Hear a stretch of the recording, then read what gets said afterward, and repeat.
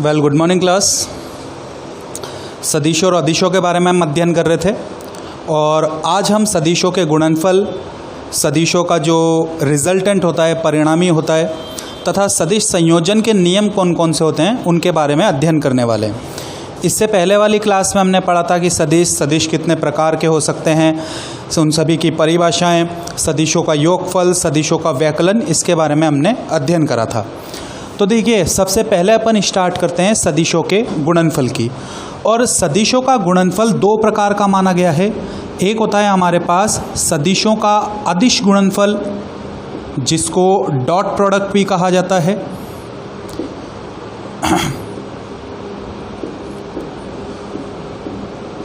और दूसरा होता है हमारे पास सदिशों का सदिश गुणनफल, जिसको क्रॉस प्रोडक्ट भी बोला गया है।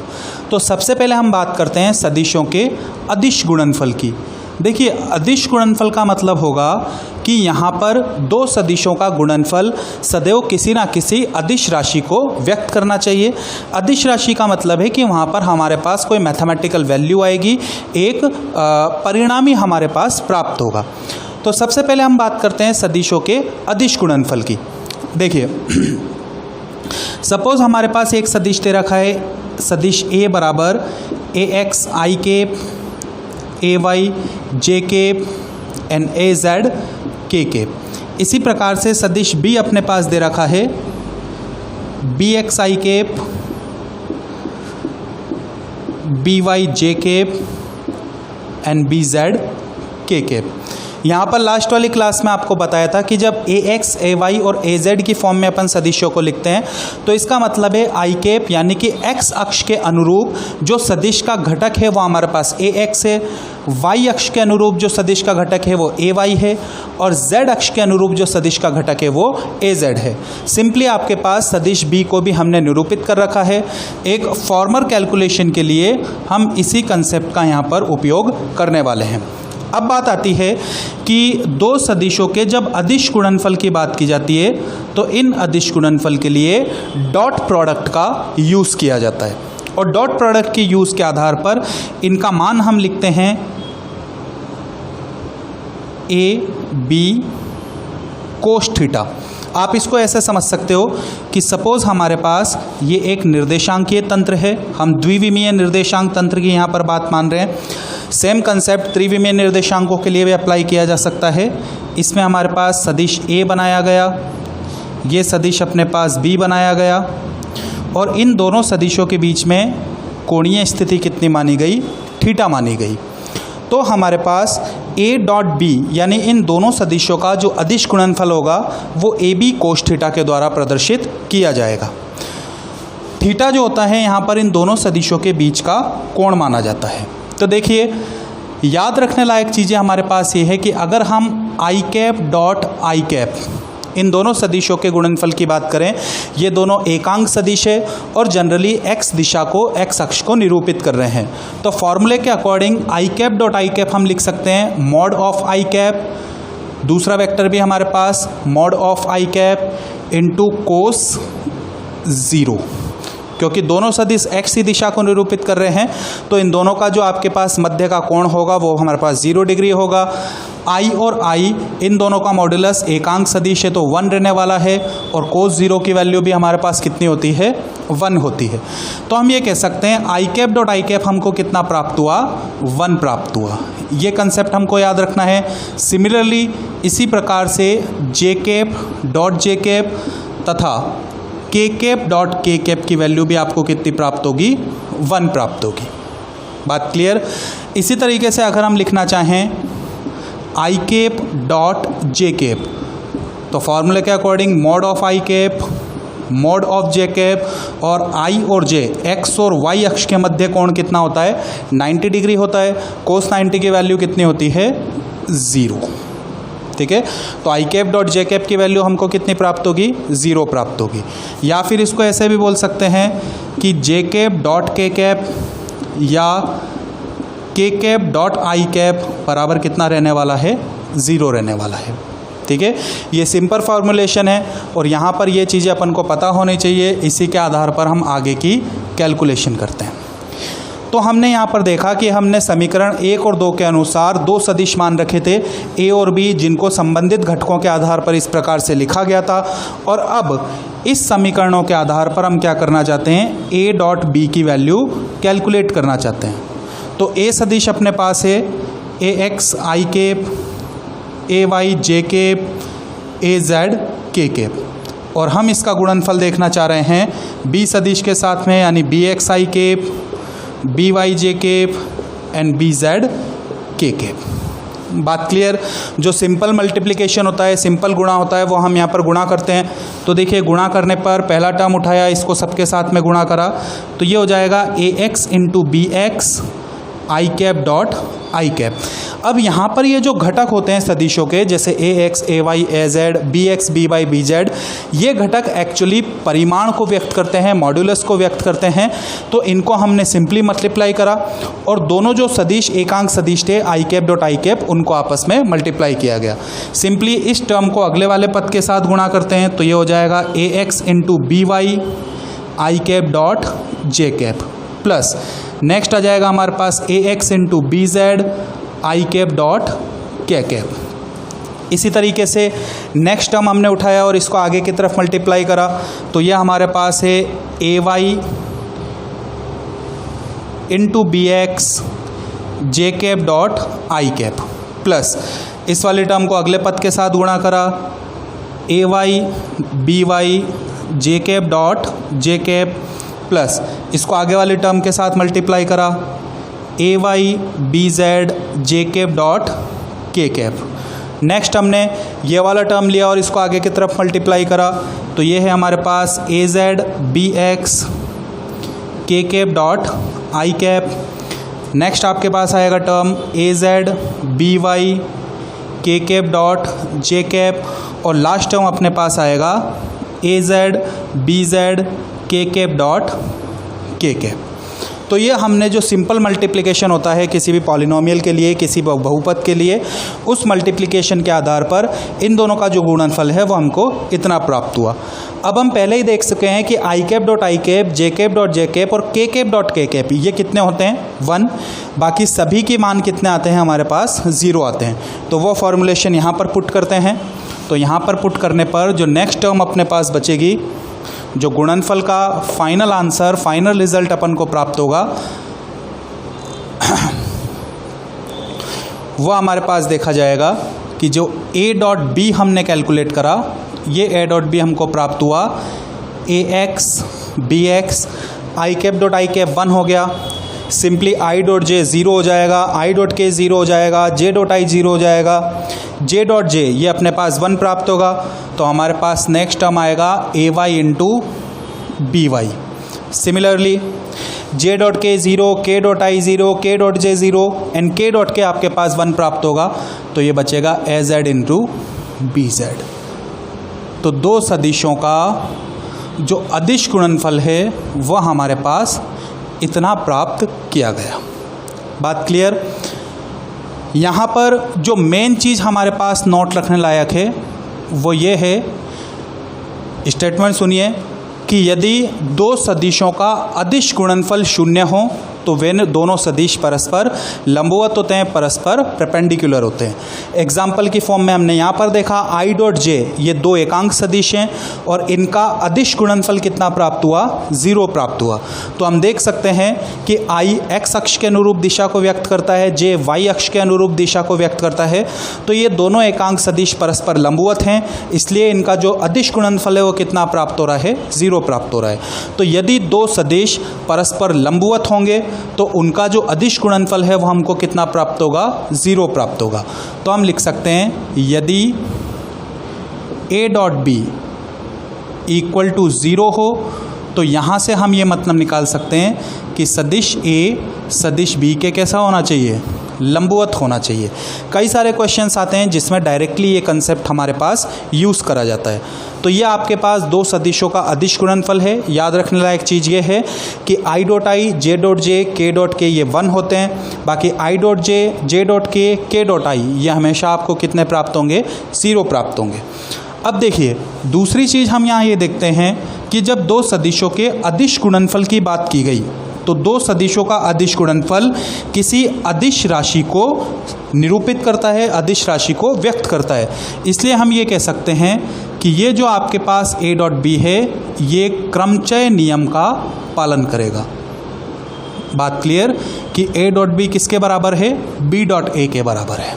ठीक है, ये दोनों बातें हमको यहाँ पर याद रखनी है। एक एग्जाम्पल अपन ले लेते हैं कि एक सिंपल सा एग्जाम्पल लिया कि सपोज सदिश a हमारे पास है 3i cap plus 2j cap minus k cap और सदिश b हमारे पास है 3i cap minus 2j cap plus 4k cap.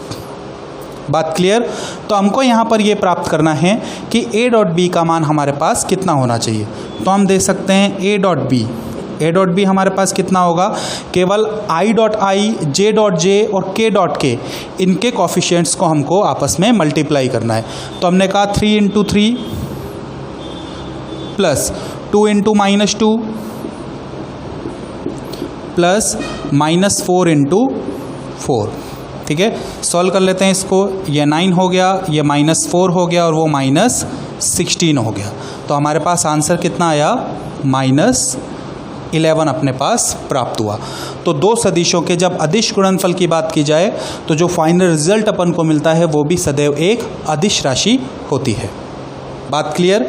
Next देखिए, नेक्स्ट स्टेप क्या है अपने पास, या नेक्स्ट तरीके के क्वेश्चंस क्या हो सकते हैं।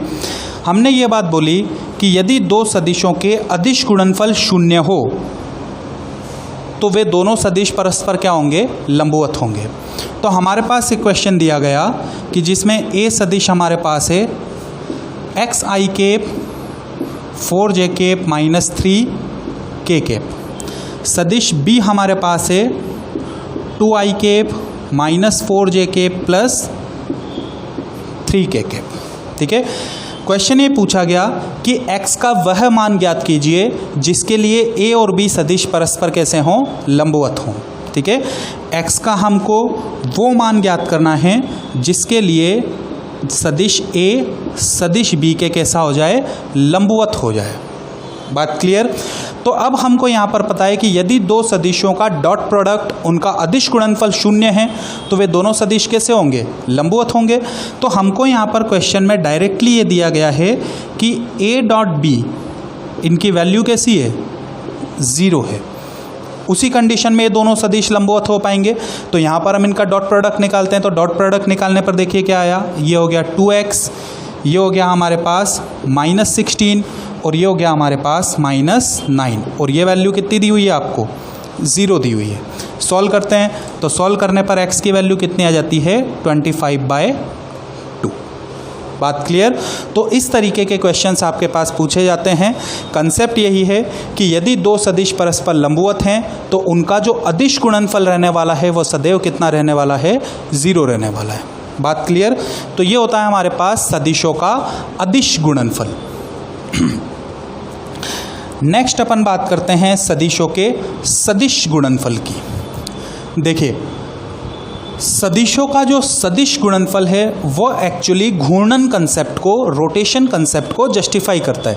नेक्स्ट अपन ने लिखा सदिशों के सदिश गुणनफल की अपन बात कर रहे हैं, इसको क्रॉस प्रोडक्ट भी बोला जाता है। सदिश गुणनफल या फिर क्रॉस प्रोडक्ट। देखिए, सदिश गुणनफल क्या होते हैं कि जैसे हमने कहा कि ये हमारे पास एक रेफरेंस सिस्टम है, x और y हमने रेफरेंस बना रखा है। ये हमारे पास a सदिश है, ये हमारे पास b सदिश है और इन दोनों सदिशों के मध्य जो कोण है वो कितना माना गया, थीटा माना गया। ठीक है, जब आप दो सदिशों के सदिश गुणनफल की बात करोगे तो लिखने का तरीका क्या है, a क्रॉस b। ठीक है, और यहाँ पर ये जो a क्रॉस b है, ये a cross b actually in दोनों सदिशों के घूर्णन को प्रदर्शित कर रहा है। ठीक है, घूर्णन का मतलब क्या हुआ कि आपने ये a सदिश के ऊपर अपना हथेली रखा और इसको b सदिश की दिशा में कर्ल कर दिया। तो ये जो इसका घूर्णन का इफेक्ट होगा वही घूर्णन का इफेक्ट सदिशों के सदिश गुणनफल को जस्टिफाई करेगा। बात क्लियर। जब आप घूर्णन की बात कर रहे हो तो घूर्णन अपने आप में ही सदिशता को प्रदर्शित करते हैं। मतलब घूर्णन या तो क्लॉकवाइज होंगे या फिर एंटी क्लॉकवाइज होंगे, घड़ी की सुई की दिशा में होंगे या घड़ी के सुई के विपरीत दिशा में होंगे।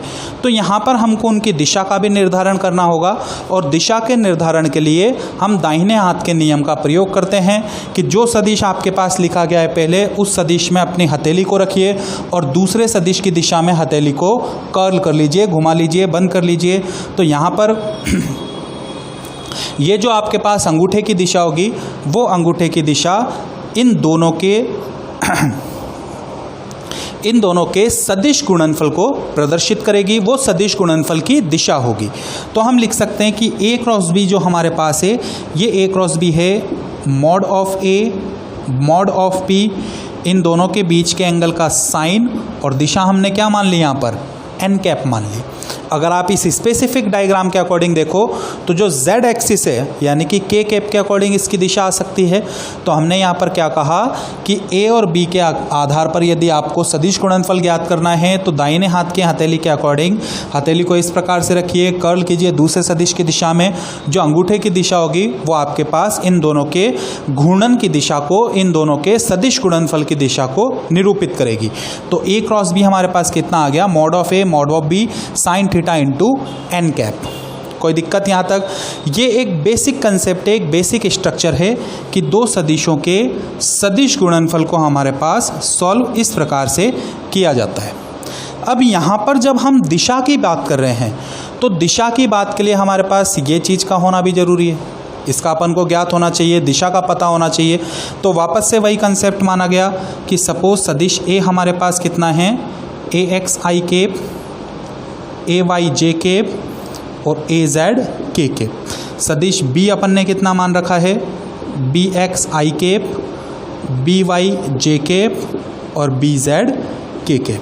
ये हमने दो सदिश माने और क्वेश्चन के अकॉर्डिंग, कंसेप्ट के अकॉर्डिंग इन दोनों के सदिश गुणनफल की हमको कैलकुलेशन करनी है, इन दोनों के सदिश गुणनफल की हमको गणना करनी है।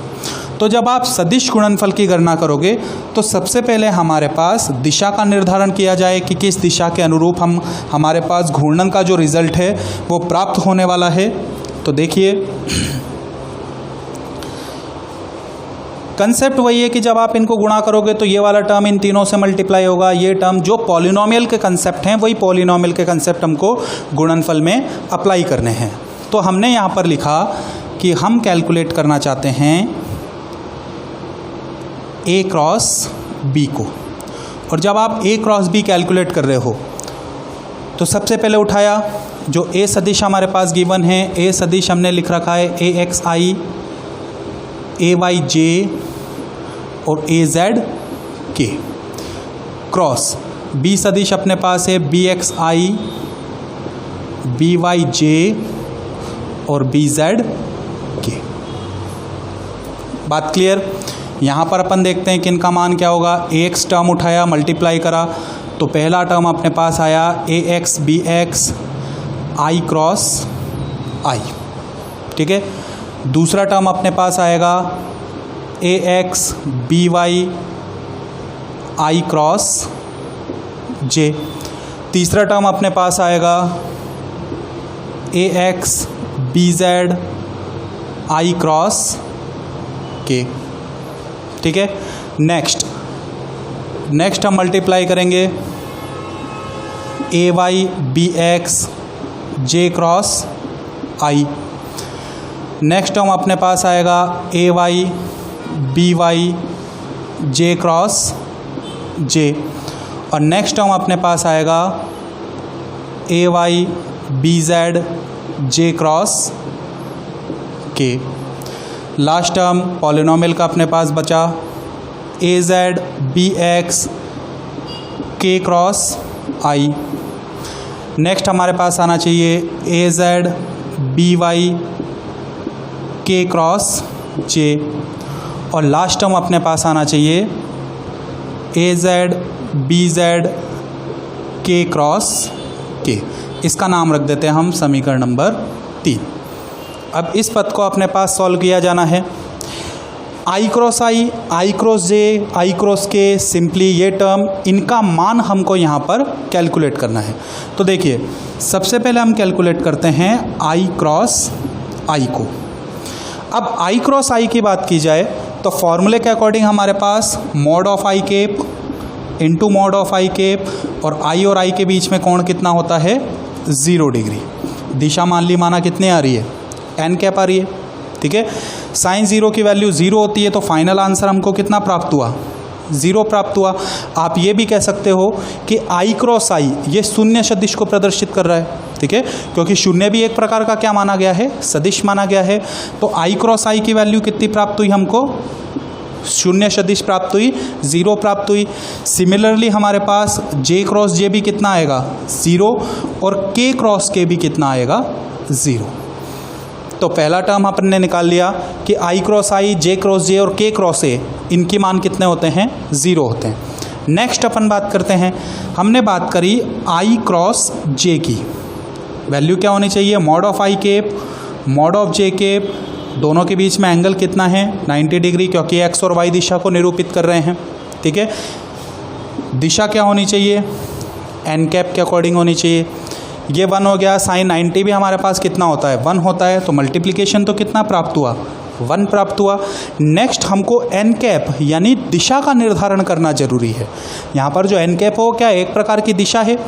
अब देखिए कि आई और जे ये दोनों समतलीय सदिश हैं, एक ही तल में उपस्थित हैं, और जब आप मल्टीप्लिकेशन करते हो राइट हैंड रूल लगाते हो तो जो दिशा है वो इस तल के लंबवत प्राप्त होती है। बात क्लियर। हम ये मान लेते हैं कि ये जो लंबवत दिशा है वो कितनी है z अक्ष के अनुरूप है, और z अक्ष के अनुरूप इकाई सदिश कौन सा होता है k कैप होता है। तो ये वैल्यू हमको कितनी प्राप्त होगी k कैप प्राप्त होगी। तो डायरेक्टली हम बोल सकते हैं आई क्रॉस जे की वैल्यू कितनी होनी चाहिए k कैप के बराबर होनी चाहिए। बात क्लियर। इसी तरह से हम जे क्रॉस के भी कैलकुलेट कर सकते हैं, के क्रॉस आई भी कैलकुलेट कर सकते हैं, ठीक है। समझने का तरीका यही है। हालांकि इसको याद रखने का सीधा सा सिंपल तरीका है कि हमने एक ये राउंड फैक्टर बनाया, यहाँ पर हमारे पास आई कैप लिखा गया, ये जे कैप लिखा गया और ये के कैप लिखा गया। हम क्लॉकवाइज डायरेक्शन में घड़ी की सुई की दिशा में आगे चलते हैं, तो आई क्रॉस जे आगे क्या आएगा के कैप के बराबर आएगा। जे क्रॉस के ये किसके बराबर होगा आई के बराबर होगा। के क्रॉस आई ये किसके बराबर होगा जे के बराबर होगा। बात क्लियर। तो यहाँ से ये जो हमारे पास सर्कुलर कंसेप्ट है, इस सर्कुलर कंसेप्ट के अकॉर्डिंग हम बोल सकते हैं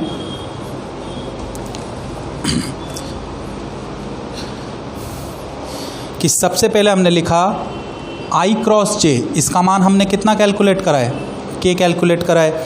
नेक्स्ट अपन बात करते हैं सर्कुलर कंसेप्ट के अकॉर्डिंग जे क्रॉस के ये किसके बराबर हुआ आई के बराबर हुआ। आप चाहो तो इस फॉर्मूले के अकॉर्डिंग रख के भी सॉल्व कर सकते हो, तब भी वही वैल्यू आने वाली है। इसी तरीके से अगर हम बात करें के क्रॉस आई तो ये मान कितना प्राप्त होगा जे प्राप्त होगा। कोई दिक्कत यहाँ तक। अब अगर आप साइकिल को रिवर्स कर देते हो, ठीक है, हमने मान रखा था कि इस साइकिल में हमने क्लॉकवाइज डायरेक्शन ली है, हम एंटी क्लॉकवाइज चलना चाहते हैं, तो डायरेक्शन को अपोजिट करने का मतलब वहाँ पर हमको नेगेटिविटी शो करनी पड़ेगी, नेगेटिव साइन यूज़ करना पड़ेगा। अगर हम लिखना चाहें जे क्रॉस आई, हमारी मानी हुई दिशा के हम विपरीत चल रहे हैं इसलिए हमने लिखा जे क्रॉस आई, तो ये किसके बराबर हो जाएगा माइनस के बराबर हो जाएगा। अगर हम लिखना चाहें के क्रॉस जे तो आपके पास के क्रॉस जे ये किसके बराबर होगा माइनस आई के बराबर होगा।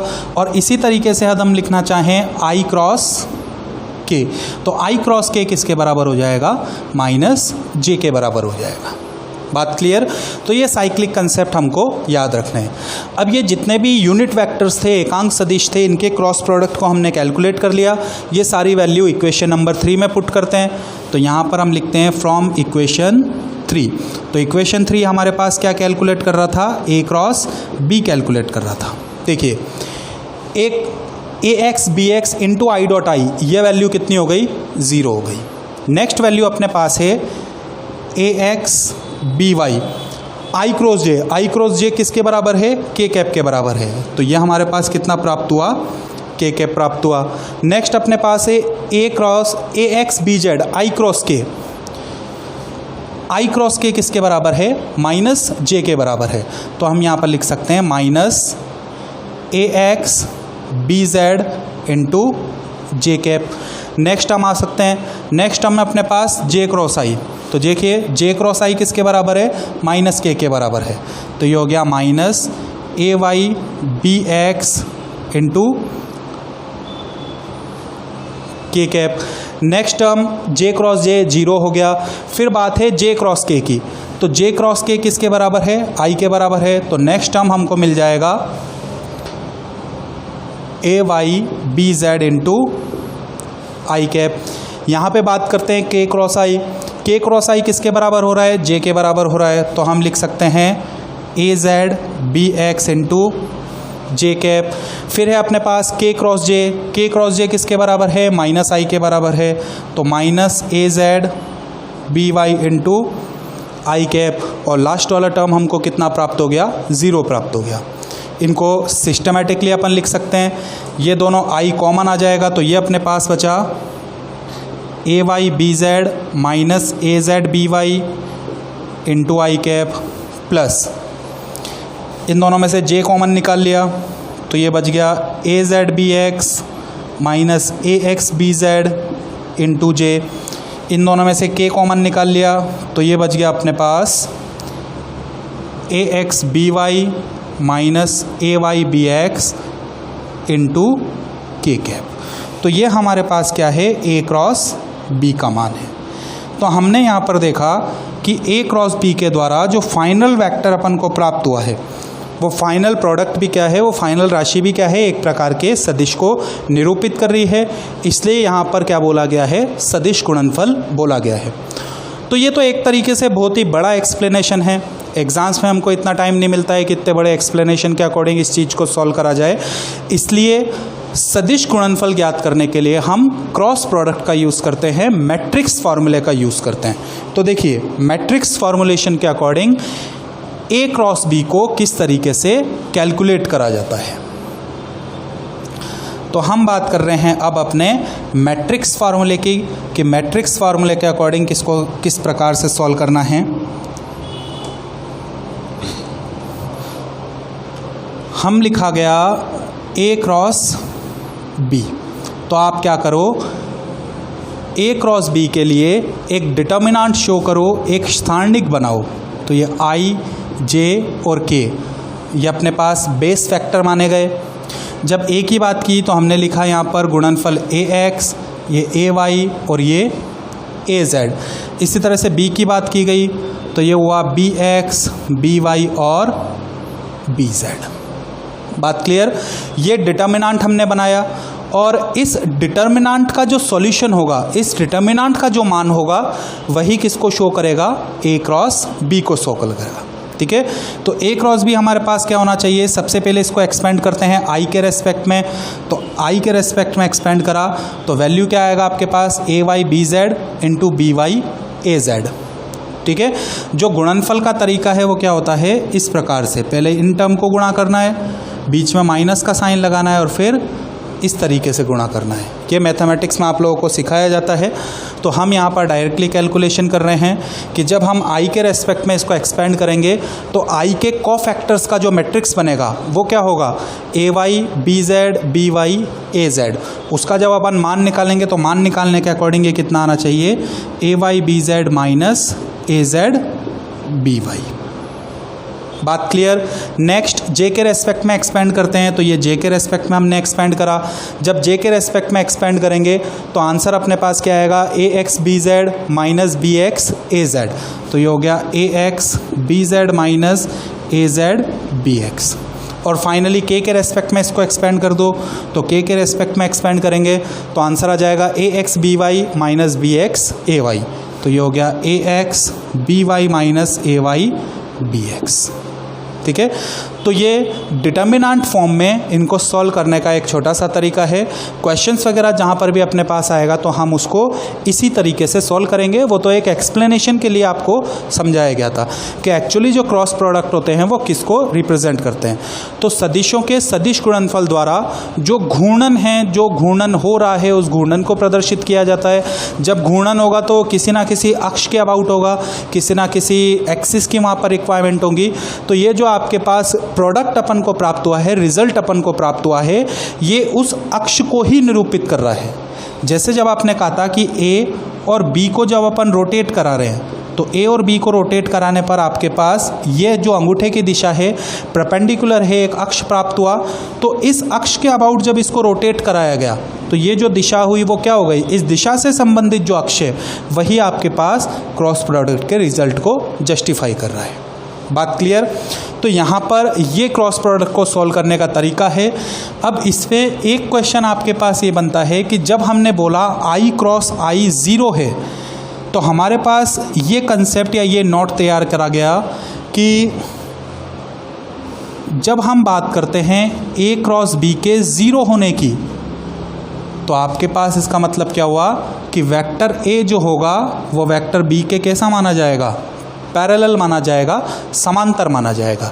ये चीज़ हमको यहाँ पर याद रखनी है। जैसे जब हमने पहले लिखा था कि आई क्रॉस आई, जे क्रॉस जे, के क्रॉस के हमारे पास ज़ीरो है, तो इसका सीधा सा मतलब क्या है कि ये दोनों वेक्टर्स आपके पास पैरेलल हो गए, समांतर हो गए। तो जब भी आपके पास दो सदिशों के सदिश गुणनफल शून्य हो जाए तो वो दोनों सदिश कैसे माने जाते हैं, समांतर माने जाते हैं। यदि दो सदिशों के अदिश गुणनफल शून्य है तो वो लंबवत होंगे, यदि दो सदिशों के सदिश गुणनफल शून्य है तो वो परस्पर समांतर होंगे। बात क्लियर।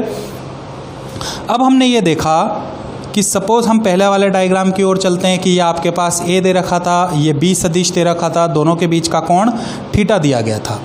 जब हमने बात करी ए क्रॉस बी की तो ए क्रॉस बी का नियम, ए क्रॉस बी का मतलब आपके पास ये लंबवत दिशा प्राप्त हुई। अगर हम बात करें बी क्रॉस ए की, जब आप बी क्रॉस ए करना चाहते हो तो दिशा आपके पास कैसी हो जाएगी, अंदर की तरफ हो जाएगी।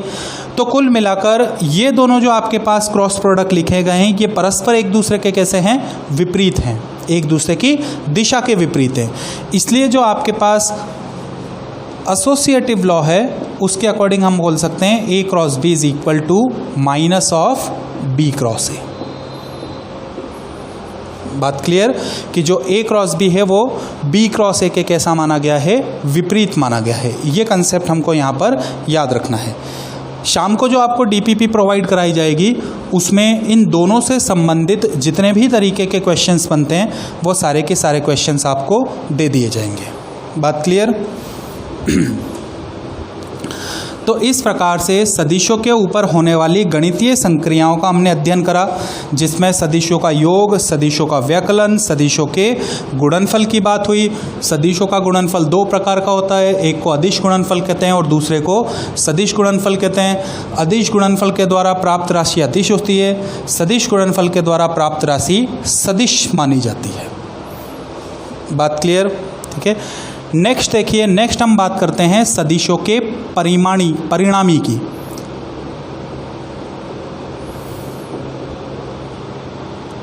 परिणामी का मतलब हुआ कि यदि किसी बिंदु पर, यदि किसी वस्तु पर एक से ज़्यादा सदिश कार्य कर रहे हों तो उसका फाइनल रिजल्ट क्या होना चाहिए, उसी को अपन परिणामी बोलते हैं। इसको आप ऐसे समझ सकते हो कि सपोज ये वस्तु है, एक बल लगाया गया इसके ऊपर इस तरफ, दूसरा बल लगाया गया इस तरफ, ठीक है।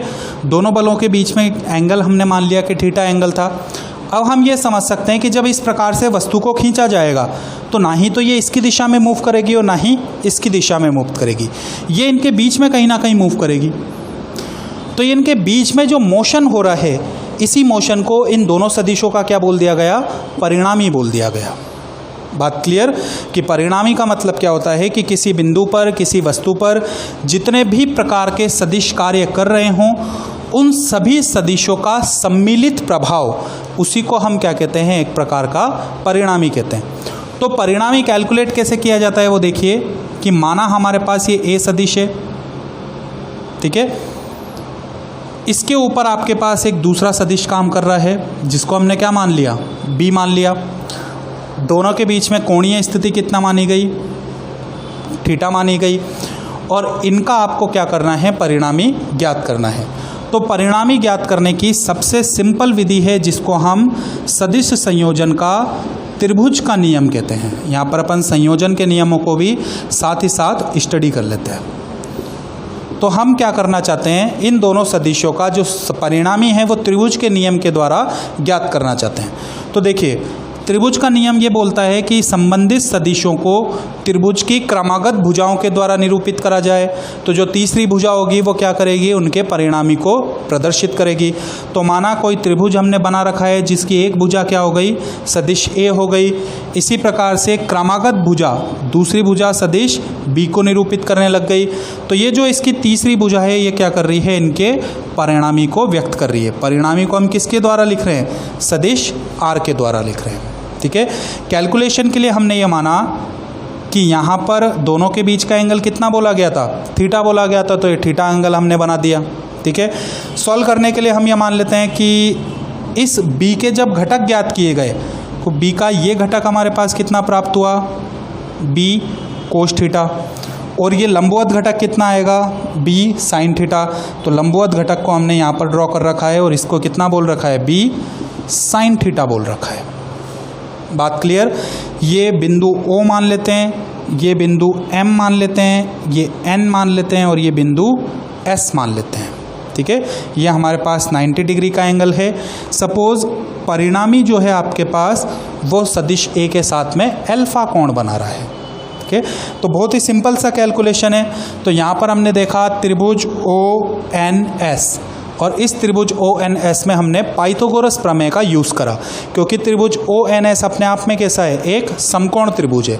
तो जब हम पाइथागोरस थ्योरम का यूज़ करेंगे तो हम लिख सकते हैं OS square equal to ON square plus NS square.